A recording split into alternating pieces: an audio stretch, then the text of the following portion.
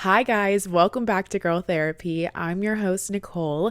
And if you are watching today, you'll probably notice that we are in a different setting. I'm in my bed. I don't know why I've never recorded from bed before, but I did it last week when I was home because it was the only place that I could record at my sister's. And I was like, wow, being in bed is so comfortable. And why have I never recorded from my bed? So here we are. Don't judge me. I don't have a cover on my pillowcases because I'm washing them right now, okay? But I'm not gonna lie, I did sleep with the pillowcases have been washed. I just haven't put them back on. I didn't have to tell you guys that, but I tell you guys everything. So I just haven't put them on yet. Sometimes it takes a lot of effort to do little things like that. But I will do that today. I'll hold myself accountable. So right after I finish this episode, I will put the pillowcases back on my pillow. Okay. Anyways, maybe that'll go into this week's episode of self-sabotage. Because that is clearly something that I am avoiding doing for no other reason than just because I'm lazy. And that is self-sabotage. That is self-sabotage in its purest form. I'm raw dogging my pillow, and if I break out, that's my own fault. That is self-sabotage. Not really. Well, kind of. Okay. Anyway, so if you haven't gotten the hint, this week's episode is going to be about self-sabotage. But before we jump in, I just want to give you guys a few updates. I don't know if you follow me on social media. I'm sure that you've seen on TikTok and on Instagram. I did do my fitness bikini competition. So that was just this past weekend on Saturday. I placed third in both the classes that I walk in, which I am super... My cat's having in it. My cat's just being insane right now. I placed third, and I'm really proud of myself for that. Like I said, it wasn't about that for me. It really was just something fun, like a new challenge, putting myself out there, getting myself out of my comfort zone. I loved walking the runway. I got to do it multiple times, which was so much fun because there was also an athletic apparel fashion show that we did at the end. So I just got really comfortable up there, and I was like, wow, like I get why people do this. This is so much fun. And it really just boosted my confidence. I'm already a confident person, but being up there just like added something else. Like I said, it was pushing myself out of the comfort zone. I did something that I wouldn't typically do. And through that, I gained trust in myself, and I gained even more confidence that I can do hard things. I can do uncomfortable things. It was just such a privilege to be a part of that. I really had an amazing time. So if you watched me on that journey, thank you so much for supporting me. If you sent me a message, thank you so much. I tried to get back to as many of you guys as possible. But yeah, it was just an incredible experience. I hope everybody had a good 4th of July. I know I did. I just spent it with a small group of friends, and we went to a beach. Yeah, it was just a really solid day. I had a great weekend. And what's crazy is like the day before my show too, I ended up getting tacos with somebody and I don't know. I think like a couple of years ago, and this is why I'm so proud of myself. Like if you told me that I was doing a fashion, or I was doing like, I was going to be walking a runway in a bikini, there's no way that I would have like ate food the day before, or even a couple of days before, even like on beach days. I remember when I was really struggling with my body image and my body dysmorphia and my eating disorder, like if I knew I had to be in a bikini at any point in time coming up, I would be really careful with what I ate. Like either the day before I wouldn't eat, or I wouldn't eat breakfast the morning of, or something like that. And it was like the day before the show, I'm like eating tacos, eating whatever I want, just enjoying the 4th of July because it was it the 4th? Yeah, the show was July 5th or 6th. Anyways, it was close enough to showtime where it was like I still got to enjoy the 4th of July. I still did whatever I really wanted to do. I just was really balanced about it and listened to my body and got on that stage, felt more confident than ever before. And it just goes to show that confidence comes from within. Those are kind of like all my little updates. Let's jump into today's episode about self-sabotage. When I was thinking about what I wanted to talk about, I was like, what am I feeling right now? I think that there are times in our life when we have all self-sabotaged or experienced something like that, whether it be in regards to your love life or just your normal everyday life. We're human. We do that. It's honestly the worst thing to be your own worst enemy. Self-sabotage is a form of self-hate. Self-sabotage is a form of self-hate. If you are sabotaging yourself, that is a form of hate. You are hating on yourself. You are your biggest hater when you really should be your biggest supporter. You should be your own number one fan. So if you're self-sabotaging, you're your number one hater. We don't want to be our hater. We want to be a lover. We want to love ourselves. The next thing, if you're self-sabotaging, it's probably because you don't believe that you deserve good things, or you just don't believe that good things happen. You maybe are have a negative mindset, or you're like, it's too good to be true because maybe you've been fucked over in the past. Think bad things have happened. You see bad things happen every day. If you watch the news, we see bad things happen all the day. So it's like, it's too good to be true. There's no way that this guy could be a good guy because all the other guys that I've dated have either cheated on me or it hasn't worked out with. So this is too good to be true. Let me step out while I can. How many of us have had that narrative? How many of us have been getting to know somebody and things are going so well, and then when the high of it all wears off and you're kind of alone with your thoughts, you're sitting there and you're like, there's just no possible way. Like, maybe I made that up in my head, or, you know, I bet he's actually telling other people that, or maybe things are going really well with somebody and like they take a couple hours to like respond to you or text you back, and then all of a sudden in your head like, okay, I'm just gonna like send them a text and just be like, okay, we're done, it's over. Because you want to control the narrative, because you are so afraid that you immediately self-destruct to protect yourself. We've all done it before. If you haven't, good for you. You really, really, really, really love yourself. So that's really what it is at the root of it. Like, if you love yourself, if you respect yourself, you won't self-sabotage. And I'm not saying you don't love yourself, but I'm saying we have low points. We ebb and flow. You know, we have highs and we have lows. And during the lows is when it's hardest not to self-destruct and self-sabotage. We typically don't do it when we're like feeling really good about ourselves in a really good season of our life. And if we're like really, really in our self-love era, like we don't really self-sabotage in those times in our life. But if our root, if at our core, we're struggling with something, we're fighting against ourselves, we haven't healed something, that's when we're going to self-sabotage. We're going to self-destruct. Nobody who really loves and respects themselves is going to act out in a way that is against their own best interest. Why would you want that for yourself? Why would you want the worst for yourself? You wouldn't want that for your friend, right? You need to look after yourself. Like, you need to be your own protector. We all have our own narrative. We all have our own thoughts and stuff that's going on in our brain. We are our own worst critic. We are constantly critiquing ourselves. We are constantly doubting ourselves. We're constantly analyzing ourselves. We always believe what our brain tells us for the most part. We feel a certain way, we believe that to be true. If we see something a certain way, we believe it to be true. If we read something a certain way, that's how we read it. That's how we interpret it. It's the truth.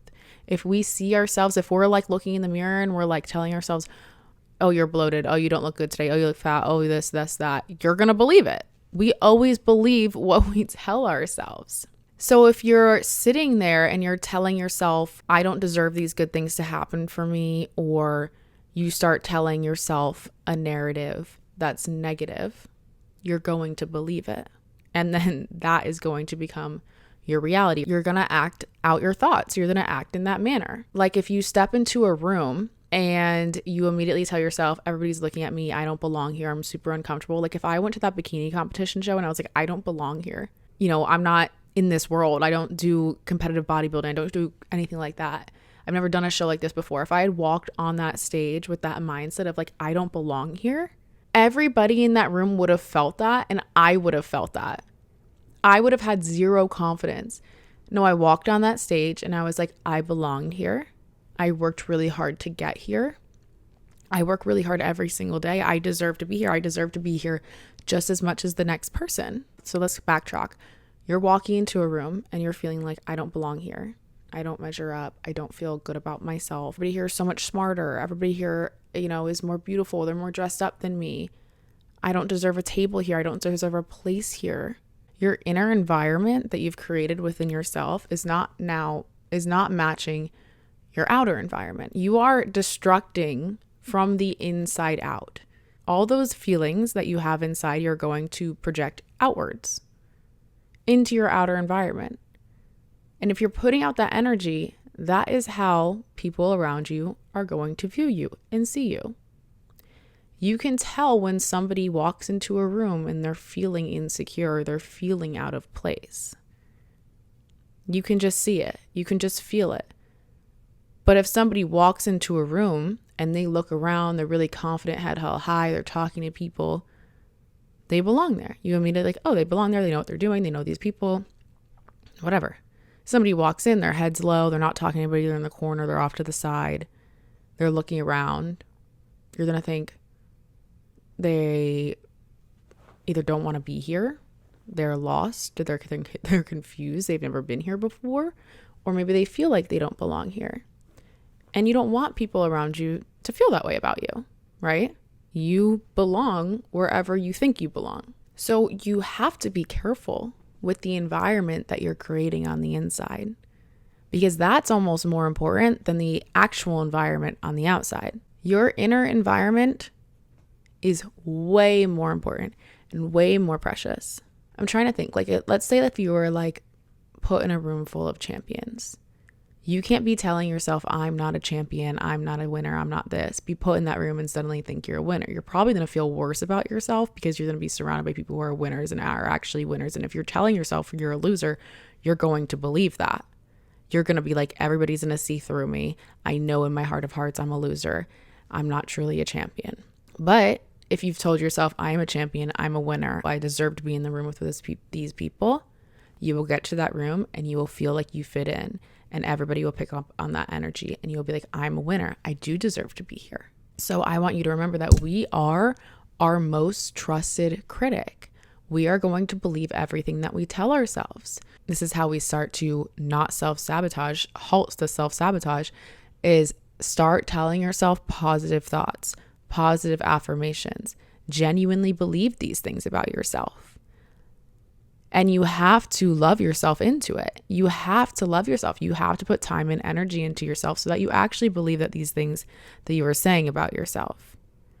I know that I can't be, lazy because I go to the gym every single day. I just know that not to be true about myself. I'm a very motivated, driven person. And if I can do that thing, I can do other things. So it's like there's times in my life where sometimes I'm like, I'm not smart enough to do that, or I don't know how to do that. Okay, but how about let's look at all the other times in your life, Nicole, that you've figured shit out, or you've done things that you don't want to do, or you've done hard things, or you've been really successful at things. Like even this past weekend, Nicole, you walked a runway. You've never done that before in a bikini in front of all these people. If you did that, you can certainly do this. Make sure that you are like reassuring yourself and giving yourself the confidence. And I had to love myself enough to know I can do those things, to then go after those things. And now it's like I love myself even more because I did that, and I trust myself even more, that when it comes to other things now in my life that maybe come towards me where I think I don't belong there, I don't have a place there, it's like, yes, you do, because you had a place at that thing that you just did last weekend, and you certainly trained really hard for it and made room for yourself and loved yourself enough to go after something, to believe that you deserve that. That, of course, other opportunities and good things are going to come towards you, and you deserve those things too because you work really hard. So like I just said, at my competition this past weekend, I got 3rd place. And I was almost nervous to like, if I had gotten 1st place, like I got to a point where after the show, like after I did my walk, I was like, oh, I'm okay with it if I lose. I'm okay if I don't place. Because I was telling myself like, you don't deserve to win first. Like these other girls worked so much harder, like these other girls have been doing this for longer, they deserve it. Which, yeah, that might be true, but it doesn't mean that I didn't deserve it. It doesn't mean that I have to sit there and tell myself like, Nicole, you don't deserve 1st place.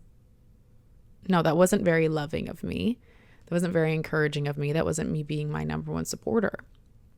But it's because good things make us uncomfortable sometimes. If you're somebody who has been in a lot of toxic relationships or tumultuous relationships with up and down roller coaster, you are comfortable in that. If you grew up in a family that wasn't very stable, that was your normal. You were comfortable in the chaos. I grew up in a household with a lot of fighting, with divorce. I was comfortable in chaos. I became comfortable with inconsistency. Where now in my life, it's like I just said, if you're used to a lot of toxic relationships and then a good one comes in, it's going to make you feel uncomfortable. It's going to push you out of your comfort zone. It's going to feel weird. It's going to feel different. And we're out of control in that situation because we haven't been here before. So we don't understand it. We don't know how to navigate it. Our body's like, what the hell is going on? Our mind's going to start telling us things that we're used to hearing. It's going to start coming up with situations that are familiar to us because we know how to handle those things. We've recovered from those things before. It's a way of protecting ourselves. We get really comfortable in bad things happening. That's easier than the good things, which is so crazy, but it is. It's really uncomfortable to sit in good things and take it in unless we are truly so happy and loving ourselves. When you love yourself, you can believe that you deserve those things. If you don't, you self-sabotage. Sorry to bring up my dad. Successful businessman, had a beautiful family, had a great wife, 2 beautiful kids, me included, me being one of them, of course. Beautiful house, had all the toys, everything he could ever want. Cars, that's what I'm talking about, not like toys. Like if somebody looked at him, they'd be like, I want his life. What did he do? He cheated on my mom, destroyed our family, lost everything. Self-sabotage. Why would you do that? That was silly because he didn't love himself. And I remember my dad telling me when I was younger, like he was like, he hated himself. Like he was constantly self-destructing.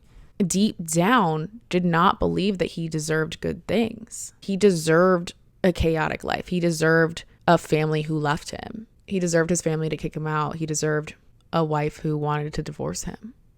Like that's truly how he felt because that's the life that he gave himself. Similar to like a lot of celebrities who you look at them and they have it all. They have the money, they have the fame, they have this, they have that. But then they turn to drugs or alcohol, or they just throw their life away, or they throw their money away, or whatever it is. A lot of them are struggling or fighting something. Why? Your life is so good, right?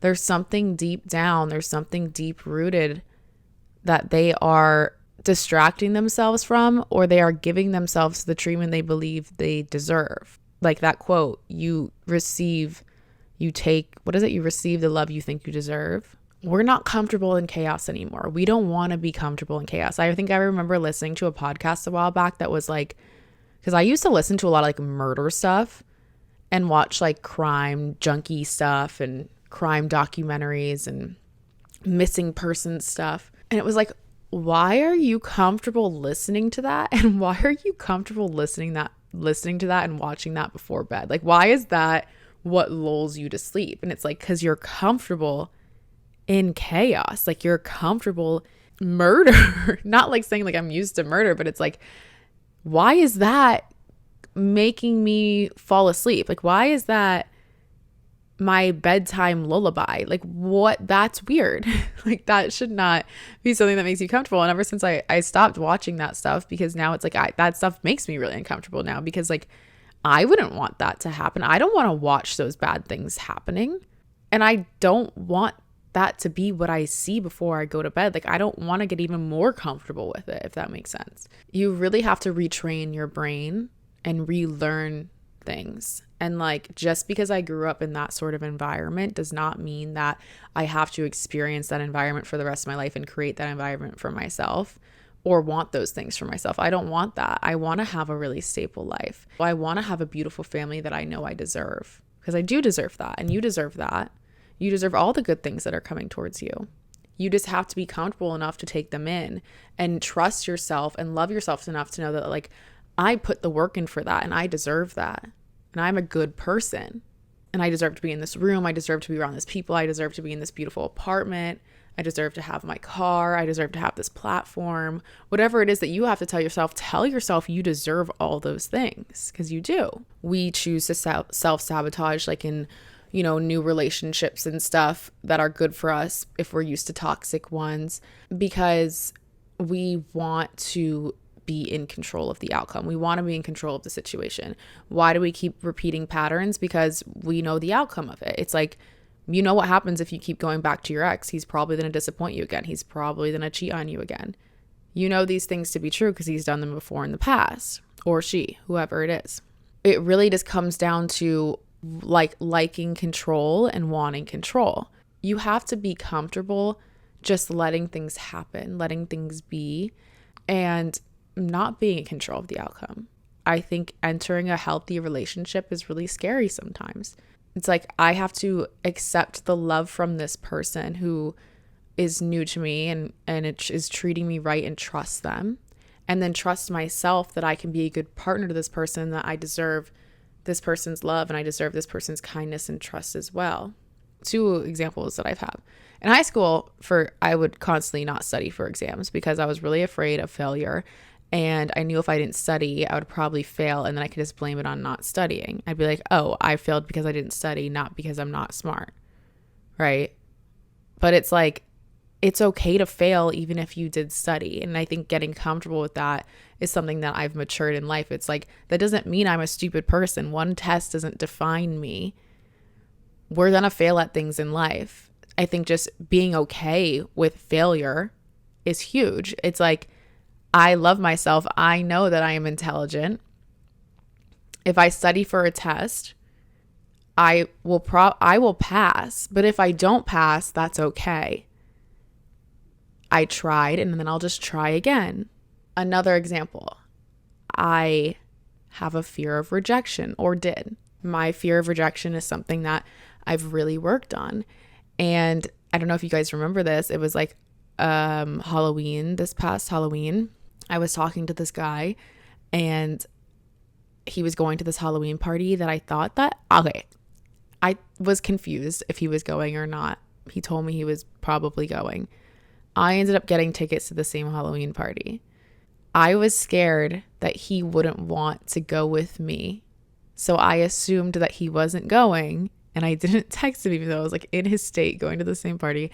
I didn't text him because I was so afraid of him being like, oh yeah, like I'll be there. But like, I was afraid that he wouldn't want to see me there because I had traumas from like this other guy I was seeing who never wanted to like go out with me and his friends. Like we would always like, whatever, that was like a whole separate thing, but like he just never invited me out on weekends to like hang out with him and his friends, even though I was like friends with all his friends. It was like weird. Anyways, so I was assuming that this guy was like the same, and I was like, he probably doesn't want to like hang out with me because like maybe he wants to hook up with other girls or something like that. So I was like, I'm just not even gonna text him. The next day he was like, oh, like how was your Halloween, blah, blah, blah. And then he like saw my story and he was like, wait, you were at the party? And I was like, yeah. And he's like, why didn't you text me? That's so weird. Like I was there. We would have had such a fun time. Like I would have wanted you to like meet my friends. And I was like, oh. And I just like completely self-sabotaged that. Like that could have been such a great night for me. And I just decided to like avoid the situation at all costs because I was so afraid that he was going to reject me. Like what was that, Nicole? Like I still am like so like confused by that. Anyways, that's self-sabotage. But if I had just like loved myself and I was like, I'm a fun person to be around, of course he would want to hang out with me, I would have texted him and I would have just gotten over myself. But I just like got in the way of myself and ruined like a good night for me. And then he also was like, oh, she has like no interest in me and she just blew me off. Like I looked like a dick in that situation. So yeah, like those are things that we do, and it all comes from something else, from either a past trauma or of like something we haven't healed. Like all of our self-destructive acts, all of our self-destructive ways come from something. So at the core, you have to figure out why you self-destruct. So in order to not self-destruct, in order to not self-sabotage, you have to understand when you're self-sabotaging. You have to know when you self-sabotage and how you self-sabotage. So become aware of those things and then listen to what you're telling yourself. Listen to your inner monologue. Listen to the lies because they're lies. Listen to that and then rewrite the truth. So listen to your lies and then tell yourself the truth. So for me right now, right? I wrote mine down. Something that I struggle with is like I've been single for a while and hurt a couple times and tangled with some, you know, just you can fill in the blanks there, men. I am not capable of letting somebody in and being a good partner to them, which is not true. Like I think I've told myself like I don't know how to be a good partner to somebody. I don't know how to be truly vulnerable and like in my feminine. Like I just don't think that I am lovable in that way because I've put up such a guard. Like I just don't know how to be a partner to somebody, and that's a lie. The truth is that I'm actually really nurturing and I'm really loving, and I am 100% capable of letting somebody in and being vulnerable. I know I am because I'm vulnerable with you guys every day. I'm vulnerable with you guys on this podcast, on TikTok, on Instagram, on Snapchat. Like, I know how to be vulnerable. I just need to tell myself that I can be, and that the right person will accept that and see that and handle me delicately, like will treat me right. The next thing that I tell myself is I'm not smart enough to own my own business or to start my own business. That's not true. I started a platform from nothing. I built this community from nothing. I'm capable of doing it. So my truth is that I am intelligent and I can accomplish anything I put my mind to. And I know that's true. I know that's true because I've accomplished so many things that I never thought I'd be able to do. And all I have to do is put my mind to it. I suggest that you write down a list of false things that you tell yourself and then tell yourself the truth about that thing. Something else that's really important is having a default response or a default phrase in your brain that you go to flip a negative. So if you start to feel the self-doubt, the negative self-talk, all this stuff flow into your brain of like, I can't do this, I can't do this. Something that I always tell myself is I can do hard things. So if you're like doubting, oh, I'm not strong enough to do this, or I'm not able to do 30 more seconds of jumping jacks. No, you tell yourself, I am capable of doing hard things. So have like your little phrases that you can refer back to and write them down or whatever you want to do with them so that you remember them and tell yourself them every single day. A lot of this stuff is just affirmations because at the core of this all really is just self-love. Tell yourself your affirmations every single day because those thoughts will be the dominant thoughts. And I just talked about this on TikTok. Whatever it is, the dominant thought that you have about yourself, that's the one that you are going to believe. That's one that your body is going to take on. Those are the feelings that you're going to believe. So it's like if you're filling yourself with more positive than negative, then more positive is going to happen and more positive will reproduce and more positive will be reflected back to you. Make sure that your dominant feelings and your dominant thoughts are good ones because those are the ones that are going to take over. Those are the ones in control of the driver's seat. Okay. Lastly, remember that your feelings are temporary. And I think a lot of the times when we start to self-sabotage, it's because we maybe experienced something that made us feel a type of way, or we're having a bad day. And then we're like, see, I knew it was too good to be true. Or see, like, I knew this would happen. Or you just wake up and you're in a bad mood and you're just like, ugh, like I hate everything. I'm ready to like throw this all out, burn it to the ground. It's not going as planned. We get into our heads too. Like maybe we have a day where we're just like not feeling that great about ourselves. And like, let's say you're talking to somebody and like he hasn't texted you or he took like a little longer than usual to respond. And all of a sudden you're just like, fuck this, I'm over this. Or like, I can't do this again.